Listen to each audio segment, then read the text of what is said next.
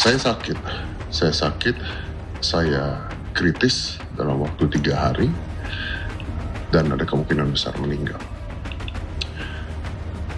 Itu dia kenapa. Lalu saya cek tiap hari antigen, dan saya ternyata COVID.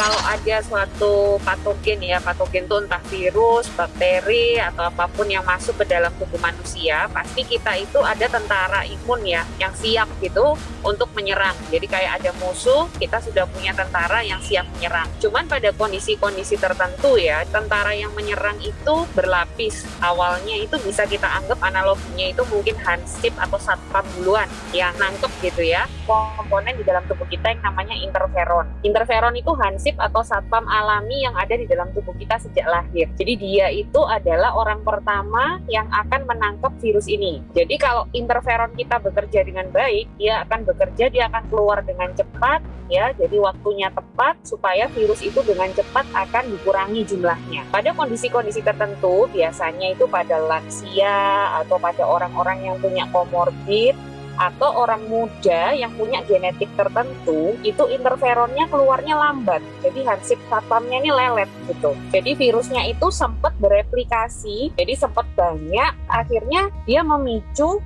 tentara yang lain nih yang di belakangnya hansip sama satpam. Jadi anggapannya tentara yang lebih terlatih itu jadi kayak lebay. Akhirnya virusnya mati. Tapi karena itu alatnya berlebihan, ya misalnya bom gitu, kan merusak juga, merusak sekitarnya. Nah akhirnya tubuh si inang ini ikut-ikutan rusak juga.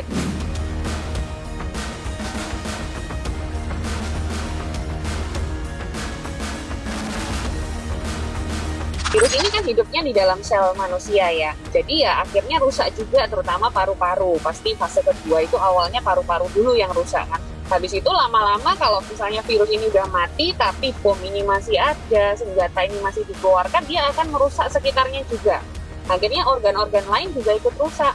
Bisa jantungnya, bisa ginjalnya, ya bisa livernya. Nah ini yang kita sebut kegagalan multi organ pada badai sitokin. Nah ini yang membunuh. Makanya yang disebut sembuh pada orang COVID itu nggak boleh kita hanya lihat dari swab. Kalau kondisi seperti ini belum sembuh dia. Keradangannya masih ada. Jadi harusnya dia bukan sembuh, karena dia harus masih dimonitor, dipantau lagi untuk keradangannya. Jangan sampai keradangan ini nanti yang akan merusak organnya, lalu banyak juga terjadi pembekuan darah yang akhirnya menyebabkan kematian.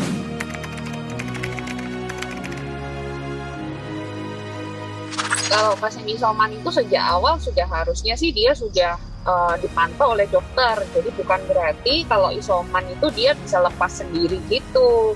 Yang salah kan selama ini begitu ya, dianggap isoman itu nyantai, nggak usah konsul dokter, dia obati diri sendiri, kan enggak. Justru orang-orang yang awalnya kondisi ringan kayak si Deddy Corbuzier ini tiba-tiba dalam minggu kedua masuk dalam kondisi badai sitokin ya, karena perjalanan penyakit COVID itu nggak bisa diprediksi. Awalnya mungkin ringan, terus nanti dia memberat, itu bisa.